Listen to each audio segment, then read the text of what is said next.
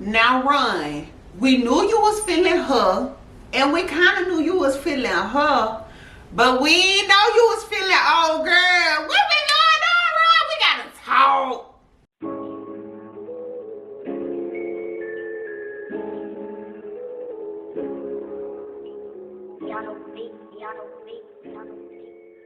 What's up, y'all? It's your girl P Hope, and we are back with another video. This is Ready to Love season 4 episode 5. Okay, we're getting into the things of the things. All right, so we're gonna jump right in. I hope you all had a fabulous week. My week was busy, but it went by fast. So, I hope that, y'all had a productive week as well, because, we got to get to this money regardless. So, I'm going to jump right into the show. It starts with the men meeting at the Gentleman's Lounge. So, this is a woman's elimination week, okay? So, the men meet up, and Tommy lets them know that they're going to have a masquerade ball. They're throwing a masquerade ball this week, y'all. So put on your Sunday best, get you a masquerade mask, and come prepared to show up and show out. Basically is how this is about to go. Before the ball, a couple of things happen. They go out on some dates. So we have AJ and Jason inviting Kyra and Alexis out to ice skate. And I thought that was a really cute date. You got AJ that tells Kyra that he definitely has his eye on her. And Kyra says that, you know what? When AJ lets his bullshit persona down, he's really a nice guy. And I can see that about him, because of AJ being a producer, he probably does have to have a certain persona and, make it seem like he's more than what he really is. But at the end of the day, he's probably a really nice and a really sweet guy. So I can see that about him. So I understand where Alexis was coming from with that. Let's see what else. And Alexis and Jason, as they were skating, she lets him know that she feels like she's being strung along. And Jason pretty much lets her know that he just doesn't see a connection there because he cannot stop viewing her as a parent. I'm kind of calling bullshit on that. I'll just be honest. I feel like, yeah, you probably do view her as a parent at some aspect, but I don't think the physical or mental attraction is there on Jason's end for Alexis. I just think that, that's one of those things to where if that was the case, when they initially talked and it was like, yeah, you are my son's coach, I felt like he would have told her then, like, yeah, I definitely used to check you out, or, I definitely noticed you at one or two of the games, but I just didn't want to cross that line. You know what I'm saying? I felt like if that was really his type, or if that was somebody he was interested in getting to know, she would have definitely known that. So I don't think that it's just the aspect of him not being able to not view her as a parent. I just think that was the easy way out.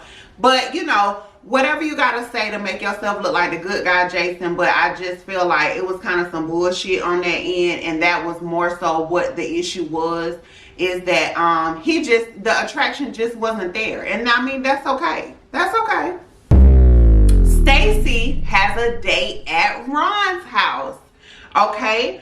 Ron has ordered seafood and wine because he remembered that she is a really big seafood fan. And the highlight of their date was Stacy saying that she had been over Chrysanthemum's house and his name came up. And at that moment, that's when Ron was like, yeah, you guys are pretty close.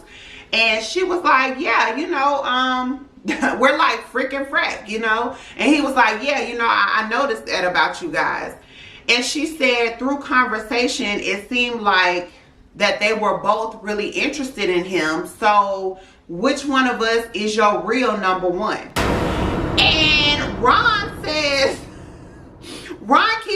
100 with her and says that Chrysanthemum has been his number one from the beginning pretty much, because they're just such an easy fit. And then he goes into his confessionals and he says that the date with Stacy was just mad weird. He said that he found it weird because she's making him choose so early in the process, and that he was really hoping that Stacy was more of his type of what, you know, he was actually coming in this process looking for. But that doesn't really seem to be the case. Like, she's just really pushy, really, you know, he's not really feeling her aggressiveness, you know, for lack of shorter words. Next, we have the lovely Mr. Chris going on a real date this time with Amber. You know, Chris and Amber, they're just like, they like this, y'all. They is really like this. So the date is at Chris's house. It's in his backyard, and he's just back there doing some meditation, and he would like for Amber to join him. So he put the little mat down, and she's in her pretty little dress and her heels. But she got down there in the grass and she meditated with him. So I'm assuming that this was also a previous conversation that they have had, that they're kind of both into meditation, because she got down on her knees. They were both facing the sun, and honey, they was ready to give you meditation realness. It was meditation. That's what they was out there giving. That's what they was out there giving. So they both enjoyed that. I'm sure they went somewhere and had a little short conversation, but that was pretty much the in and the out of that date. It was just a real short scene. So yeah, they're still vibing as normal. And Amber says that she really loves how the connection is just so natural. And I mean, yeah, it comes across very natural. So yeah, I have no doubt that Chris and Amber are flourishing in their friendship. Ron and Chrysanthemum, Joelle and Vernisha, and Tressa and Dietrich, they all go out salsa dancing. And so once everybody gets there, they're all looking around for the damn salsa instructor, only to find out that no other than Ron is their damn teacher.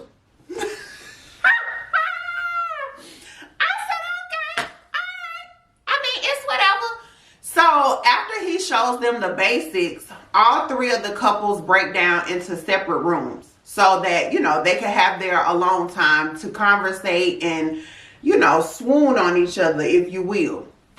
So you got Joelle and Vernisha in there, and they're just having real light, funny conversation. And he like, yeah, you know what I'm saying, girl? You love how I feel up against you, don't you? I know you do. I know you're feeling this New Orleans swag, you know, you heard me? And so they're just having a little light, you know, light, playful fun in their room. And then you got Dietrich and Tressa in the other room. And let me tell you something, cameraman. Let me get you together right quick, cameraman. You ain't shit. Because not one time, not two times, but about 3 times, you done panned in on Tressa ashy ass big toe. You ain't had to do that. She was probably rushing to get to the scene. Her shoes might have been in the car or whatnot. And she's like, oh yeah, these the ones that I want to put on. Not realizing that how tight they was, it was going to scrape the top of their shoe and make her toe a little ashy. It was crusty. The toe was crusty. I'll give y'all that. But the cameraman, I'm cussing the cameraman out because you ain't had to do that. You could have let that be. Y'all, the shoes look so struggly. The toe looked like it was yelling for emergency help. It was just not cute. But, you know, either way it went, her and Dietrich were in there and they were having just friendly conversation as well. It wasn't nothing serious that they was in there conversating about because, you know, of course, they're just still trying to see what they got going on any damn way. So that was Tressa and Dietrich. And then you got and so then now you got Ron and Chrysanthemum, okay? So Chrysanthemum tells Ron, she decides that she wants to spill the tea that was going on in the damn ladies lounge, okay? And she says that Alexis stated that Ron says that she is his number one. Okay. Honey, this was the curveball that we never seen coming. Because I'm like, Alexis, Ron, where that come from? But apparently the rumors were true. Okay? Because Ron, again, was very upfront and honest. And he said, yes, me and Alexis talk quite often, and we do have a connection. Well, Chrysanthemum says that she cannot be number two, so he need to get that together. And me personally, I'm just looking like, girl, what are you talking about? Apparently, he already got it together, and you're number two. And you're either going to have to be okay with that or step your pussy up. So which one is it going to be? Like, I'm confused. He need to get it together. Like, no. Like, you're number two. And at this time, Alexis is number one. So, if you have a problem with that, then you need to change it. Ron says he felt like that was her ego talking and he didn't like it. And I'm going to be honest with y'all. I completely agree. Because my thing is this. When I step in a room, I don't care if it's a room full of IG models, America's Next Top Model, or a stale ass room full of mannequin models. When I leave out the house and I know I'm that bitch, however many beautiful women are in the room, I'm still that bitch. And that's just that on that.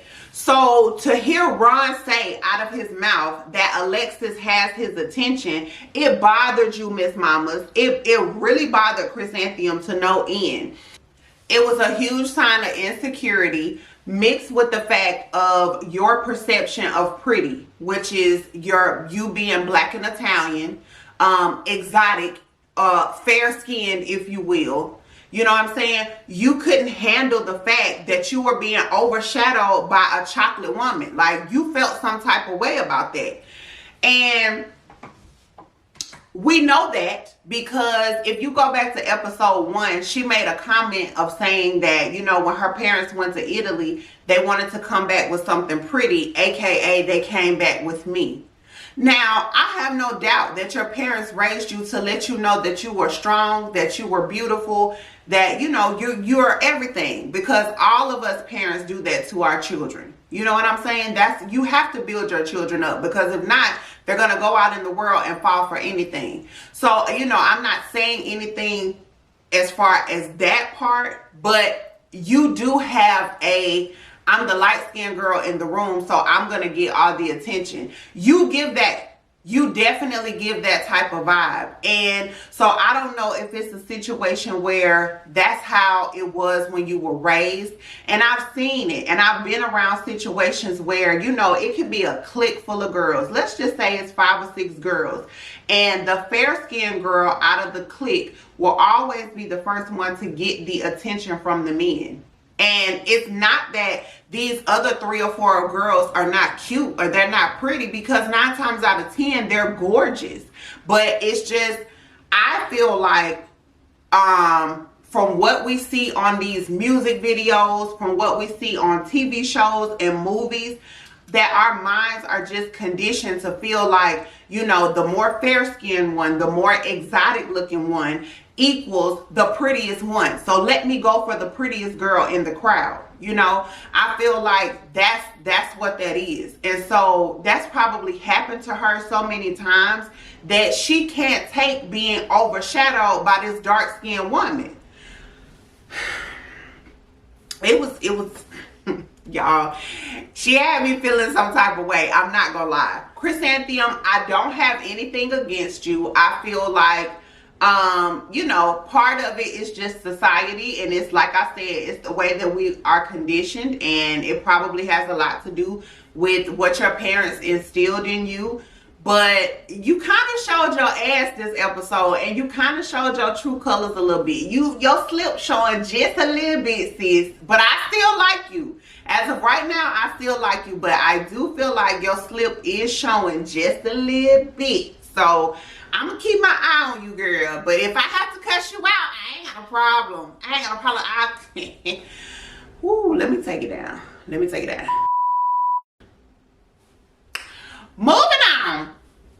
Dietrich has a date with Tressa, and they end up going to the spice store. Okay, y'all. That was different. A date at the spice store. What y'all think about it? But anyway, so he's in there and he's breaking down all the different kind of spices, because y'all have to remember that Dietrich is a chef. You know, this is what he does. So he's in there giving her the education of all of these spices or whatnot, and he was explaining to her like the difference between going in the store and purchasing artificial vanilla versus natural vanilla. And you know, from just that little bitty clip, your girl is not picking up artificial vanilla anymore. Okay, not that it's gonna kill me, poison me, or anything like that, but I just get weirded out about stuff like that. So if I know the education of it, when you know better, you do better. So yeah, not that y'all really give a damn about what kind of vanilla that I'm going to consume from here on out, but just listening to Dietrich, it will be natural vanilla for your girl, okay?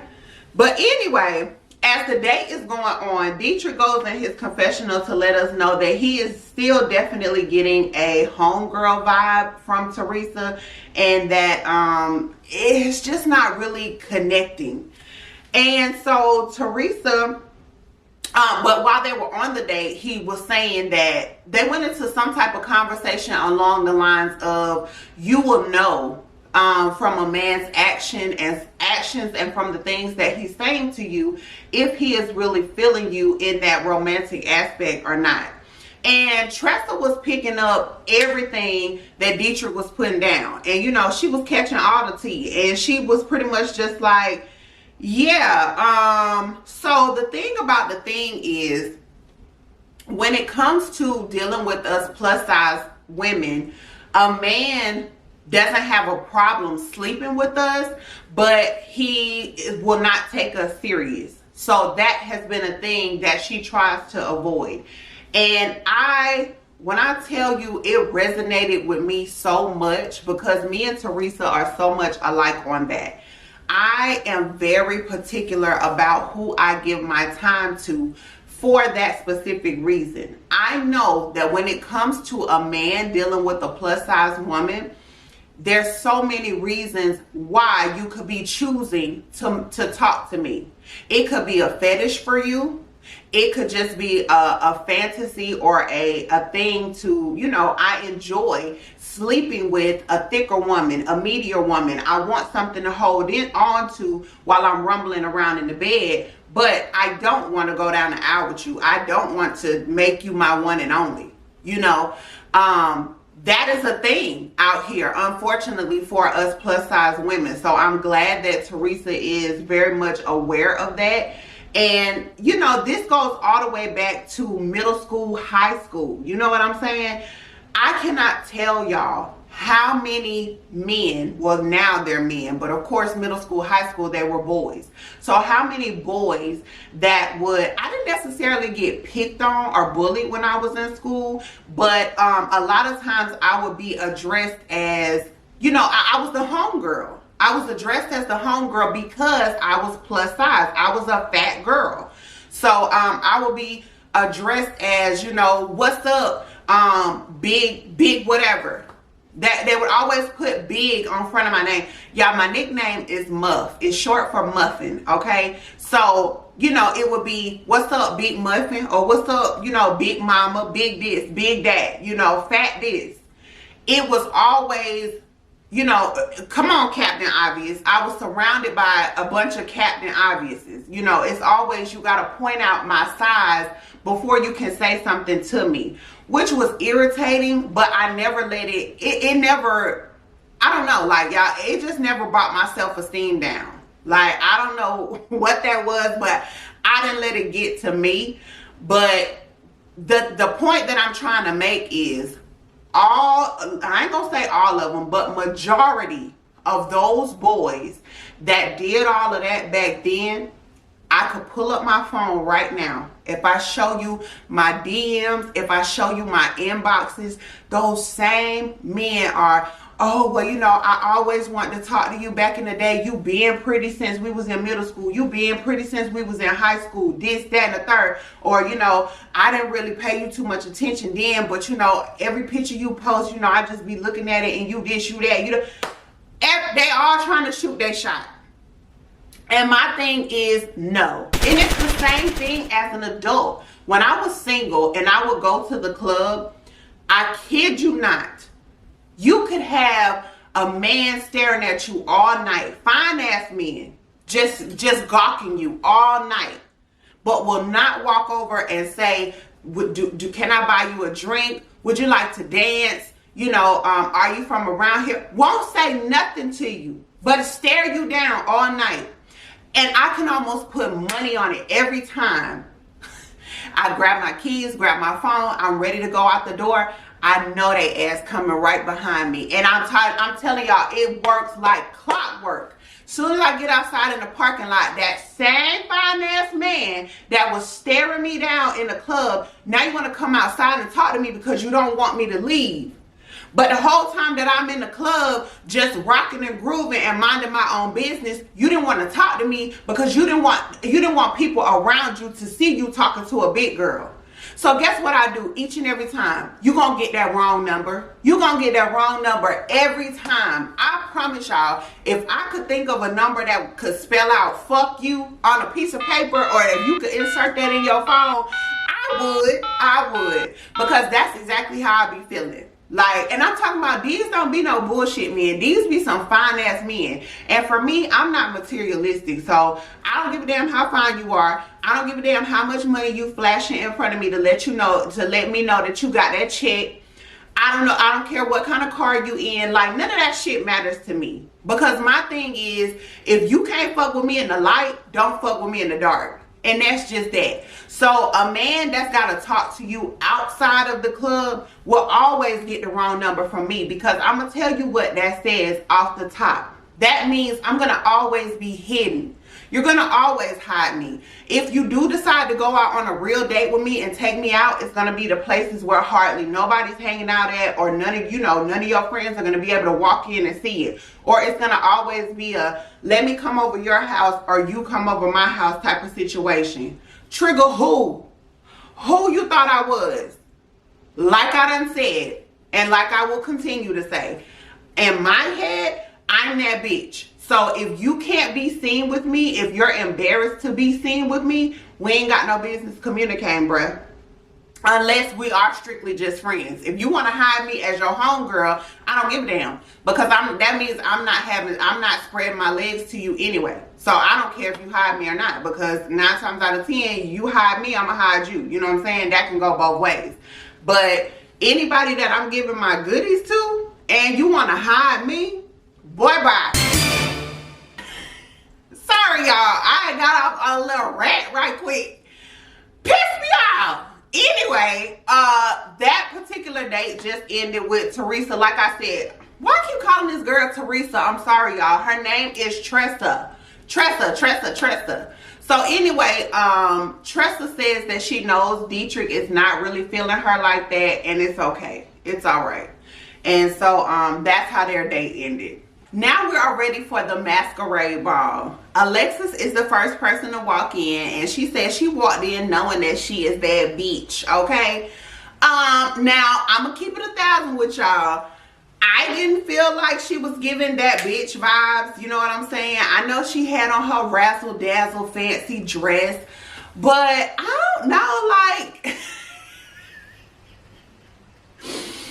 Listen, I know that Alexis truly adores and loves her fashion sense, but it's a little on the countryside for me. It's a little on the countryside for me. Like, if I was a smaller woman, I would not call Alexis to see could I, you know, come surf through her closet and see can I find something, because I'm not going to like anything. I'm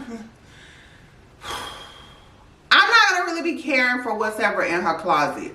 So, I mean, if y'all thought the dress was nice, then, I mean, that's cool. But it just wasn't giving what it was supposed to give, in my personal opinion. Like, if you talk about a walk in the room knowing I'm that bitch, you gotta think about like Portia Williams in that reunion dress. That was just a regular old black dress, but mama was giving. I'm talking about from her top strand of hair all the way to the shoes that was on her feet. She was giving bad bitch, period. And nobody can deny that. So yeah, when I think of walking in a room and I'm that bitch, again, Alexis, you should have more of my vibe, girl. You should have been saying that in your head. Like, you know, you walk in the room and yes, you are that bitch. Believe that in your head, because it was clockable. Let's just say that. The dress was clockable in my eyes. Okay. The next person that walked in was Liz, and she says that she felt like the belle of the ball. And y'all, obviously David felt like she was the belle of the ball too, because that trigger was eating it up. Oh, he was eating it up. So he absolutely loved what Liz had on. And yeah, she had on this little pink thing with the titty sliding through the middle of the dress. And I was like, yes, you better get them breast. Give them breast, girl. So that's what Liz had going on in her hot pink. I absolutely loved Vernicia's mask. You know, the dress was definitely, it was okay, but it was the mask for me. I don't know what it was about that mask that was just so special, but it definitely caught my eye. Of course, Tommy was there because he was the host of the masquerade, but then he didn't want to be there alone. So he introduced us to his lovely wife. So we got to see Miss Jacqueline Miles all dressed up, ready for the masquerade ball as well. And she was giving us ponytail down. You know, she was really pretty. She was definitely really pretty. Let's see. So now we're mixing and mingling here at the masquerade. So Stacey keeps giving Ron this sales pitch about Chrysanthemum, and he says that it is definitely getting on his last nerves.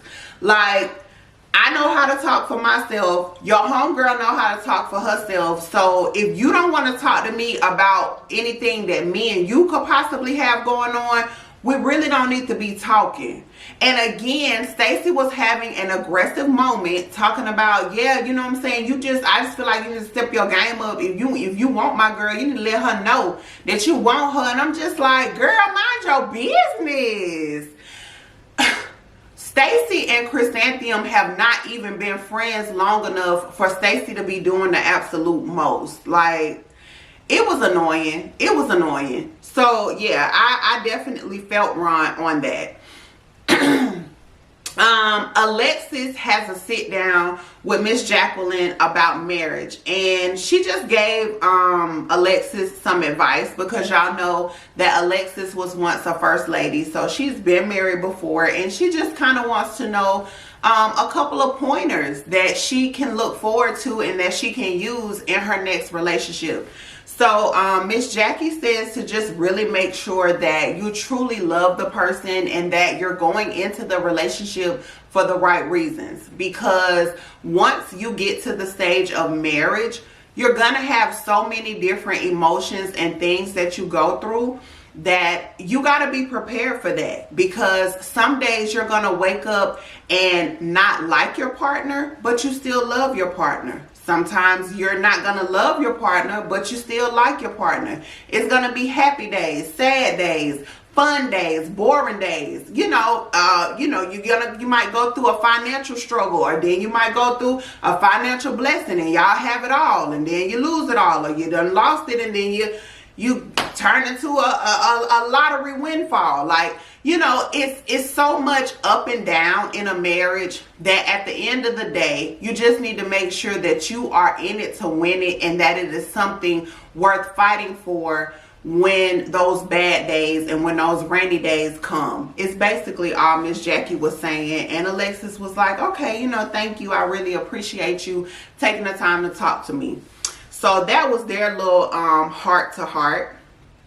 Dietrich says that oh, well, this is the part where Tommy is walking around just kind of trying to talk to all the men and see how they're feeling the ball and what's the mingleization of it all. And Dietrich crazy ass says that his top are freaking frack, and all the men agree that Stacy and Chrysanthemum only count as one person because they are so far up each other's ass that, you know, it's a 2-for-1 at this point. So all of them thought that that was just a hilarious moment, and I did too, because I'm like, wow, if these guys are that adamant about freaking frack being so close, like I can imagine how close, like being in it for real. Y'all know we only get to see little bits and pieces of it, but if the men are explaining it the way that they are, like, y'all, it's got to be bad. Like, they need to figure out how to separate from each other for real. And Tommy did actually go over to Stacy and Chris and have a conversation with them pertaining the concern that the men had about them being so close. But of course they both got defensive and was like, yeah, you know, we are separate people. We're definitely separate people. Like, you know, they just need to stop being so insecure and step their game up and don't worry about what we got going on. Like, it was real high school. It was giving me real high school. But yeah, Jason ends up having a conversation with Liz, and he says that he was unexpectedly knocked off his feet by Liz, you know, from the time she walked through the door with them titties spilling out. And you know, it just kind of let him know that, you know, it might be a little bit more to Liz than just praising the Lord. So let me see what's up with her. So they go sit down on the couch and they have a conversation, and pretty much the highlight of the conversation, Jason just wanted to know, was there any type of connection there?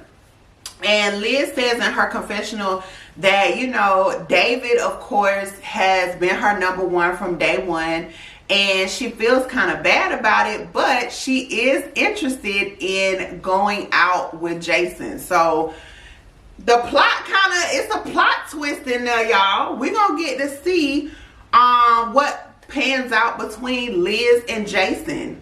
And that actually made me feel good, because I didn't want Liz to just be so wrapped up in David and just stuck right there on David. I feel like that could be David's thing. He's probably stuck right there on Liz, because soon as Liz came in, he kind of tried to grab her up and was like, yeah, I want people to think we're together. I don't want nobody in your face. You know what I'm saying? You running around here with these titties hanging out. I'm going to protect these titties like the armor of the Lord, you know? So that's what David had going on. But listen, Liz was like, I'm here to do my thing. And so good for you, Liz. Kudos to you. So what happened next? Ron gets a chance to talk to Alexis. Now, y'all know, I told y'all, it threw me off that Ron and Alexis even had a damn connection. So, you know, when she walked in being that bitch that she is with her, you know, with her fashions, Ron was feeling it. So he was actually standing over with Chrysanthemum, and then when she walked in the room, honey, he done sauced his way over. He done swayed his way over to Alexis. So at this point, Chrysanthemum is staring a hole through his ass, y'all, and I thought that was the funniest shit ever. So Alexis says that she knows exactly what's going on, and she wants to hear from his mouth how he feels about Chrysanthemum, and is it really something there? Again, y'all, Ron had a 100% honesty moment. And he says, you know, at this point, I can't really tell you if there's a connection there, because it's just like what you see with your eyes. It's surface level. Baby, Alexis thought that he had done told a joke, and that man was really just telling the truth. But Alexis, like, y'all, she thought that shit was funny, which it is funny in a way because it's sad that you're this grown and you know what the process is of this show that you're on. So for you to be sitting up here acting like you acting is very childish. It is very childish. So, you know, I don't blame Alexis for laughing. But yeah, Ron says that it's surface level at this point. You know, she is still in the running. But listen, she got the potatoes, but she ain't got the meat. Where's the meat, sis? What's next? Jason runs up on Joelle and Vernisha, and this was just a funny moment. He runs up on Joelle and Vernisha, and as they were talking, he says, just give me an invite to the wedding. That's all I'm asking for. I just want to be the best man. If I could be the best man, you know, that'd be great. He just wanted to let them know that, and then he went on about his business. And that was just a really cute and funny moment because y'all had to see how they were just really sitting there engulfed in each other. And, you know, she was looking him in his eyes and just really engaged in the conversation. And I guess Jason just took notice to that and was like, look, just invite me to the damn wedding, because at this point you already know y'all finna go somewhere and do something. And so that was a really cute moment. Let's see. All right, at this point the ball is over and it is time for them to go back to the gentleman's lounge. All the men are back in the gentleman's lounge. Oh, they all said that they enjoyed themselves. And now it is time to deliberate. AJ kicks it off and he says that he is definitely feeling Kyra because of her ability of forgiveness and second chances. Chris says that he is feeling Amber. Duh. We all saw that coming because they vibe on so many levels effortlessly. David, of course, is feeling Liz due to that spiritual foundation. And the titty spill. Joelle is feeling Vernisha, duh, because he loves how she's overcome so much, just like he has. And he's also feeling her independence. So, you know, that was what's up. Ron said that he is feeling Alexis. So Alexis is his number one. Alexis was not lying at the ladies' lounge. And he says that their conversation is awesome. All right. Now Tommy wants to know who the fellas are not feeling. Okay. So AJ says that he is not feeling Freak and Frack. All right, damn it. He ain't feeling that 2 for 1. He ain't down with the 2 for 1 because one is always fishing for the other. So while I was sitting here thinking that it's just Stacy always going hard for Chrysanthemum, apparently Chrysanthemum does the same thing for Stacy.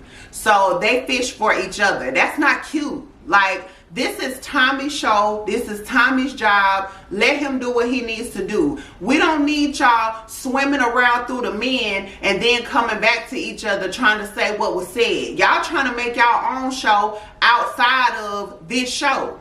No, ma'am. Ron says that he is not feeling Stacy. Joelle says that he is also not feeling Stacy because she is too aggressive.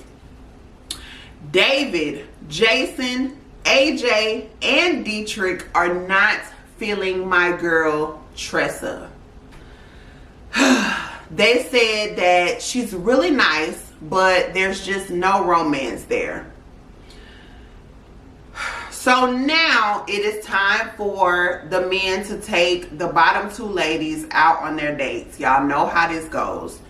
So Joelle took Tressa out and David took Stacy out. So David tells Stacy about how they all feel, and they feel like she's a little aggressive and how her and Chrysanthemum are just too close to each other. And so Stacy rebuttals with, are y'all scared of getting caught up? And that's what I'm talking about. I feel like y'all were running around, fishing for each other, bringing information back, and then y'all was going to stir up some shit. Like, no, let this process go how this process is supposed to go. Don't come in here trying to switch up the game. But anyway, yeah, she's talking about y'all scared of getting caught up. And he was like, no, we just don't feel like we can get to know the individual person because of how close that you guys are to each other. And the fellas also don't see a genuineness from you. So at this time, Stacey starts crying. And first, I'm looking at her real crazy like, what are you crying about? And she says that she is shocked and she feels cheated out of the process. I'm going to just hold my tongue on that, because at the end of the day, you cheated yourself out of the process.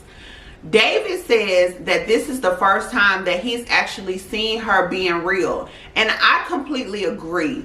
Like, this is the first time we've seen any real emotion out of you. But I'm still not going to say you was just being real, because the thing about the thing is, I don't know if your tears were because you're leaving the show. So, you know, your face is not plastered all over the TV anymore, because I told y'all how I felt about Stacey on episode 1. If you want to know my thoughts about it, make sure you watch episode 1 on my review talking about Stacey. But yeah, so I don't know if you're crying because you're not gonna be plastered across the TV screen anymore. I don't know if you're crying because you're leaving Chrysanthemum, or are you really actually mad because you was feeling, you know, you're emotional because you was actually feeling someone that was on the cast. I don't know. But either way that went, David looked her square in the eyes, and David, you was a little petty. I'm going to call you out as well. You know, you didn't like the fact that you knew that she repeated the conversation about you needing the account information and you being a little weird and stalkerish and real insecure. You didn't like that conversation got back to the ladies. So you took a little joy in telling her that at this time, we just feel like you're not ready to love. Okay, they let David do that, and I felt like that was so petty. That was so damn petty. But anyway, so like I said, Stacey was emotional when she left, and she did cry, but the emotion was more so anger than anything, because she said more than once that she feels cheated out of the process. And I think what she meant by cheated out of the process, I don't really think you was feeling anybody on this cast for real, for real. Like I said, you was ready to stir up some shit. You and Chrysanthemum have y'all own little agenda that you wanted to go on in the show. You know, the gig was up. And that's all it was, Stacey. The gig was up. Y'all was doing too much and too fast, and you got caught up in your shit.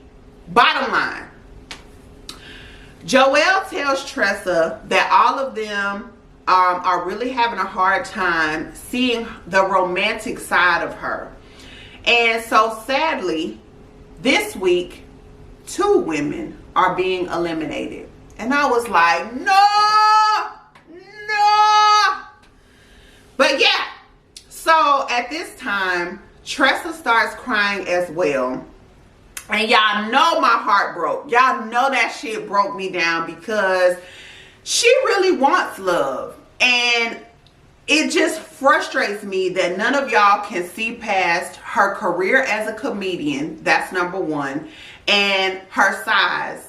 Y'all can't see past her career and her size long enough to actually get to know her. And I think that is so unfortunate. That's unfortunate for her the most. But, you know, I feel like it's unfortunate for them as well, because you don't know what kind of person you're actually missing out on, because you can't get past the surface. And then even if you could get past the surface, you can't get past this woman's career.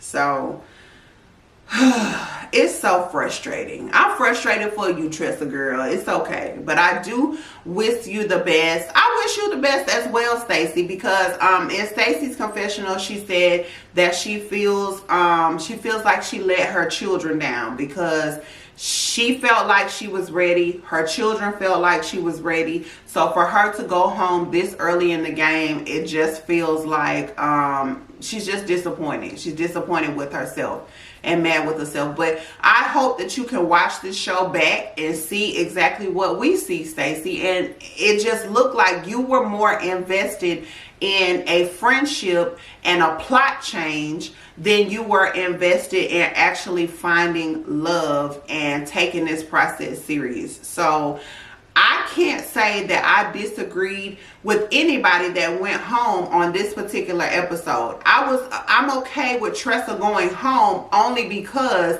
these men were not interested in her, for real. So let her go on, because hopefully her face was out there long enough that somebody saw her that can really love her and give her what she needs. So hopefully that is going to be the case. Hopefully some man has ran across this show and was like, shit, y'all triggers gonna let her get by, I'll take her. You know, I'm hoping that that's what happens, and hopefully that's what works out for all of these people that went home. I wish all of y'all the best.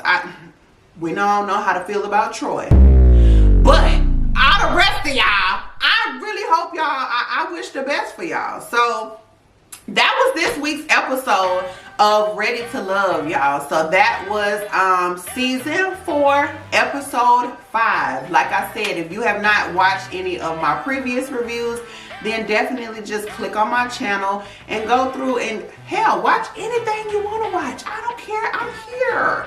Don't forget to drop down in that comment section and let's talk about the episode. Y'all know I love to talk to y'all. Talk to me. I talk back. Don't forget to hit that like button. If you would so kindly subscribe to the channel. You know I would love to have you.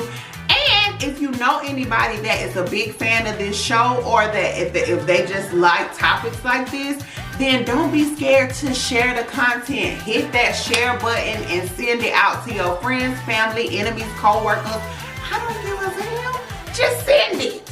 So anyway, this is your girl P Hope. You already know I want you to be happy, be healthy, be safe, and I will catch you in the next video. Bye guys.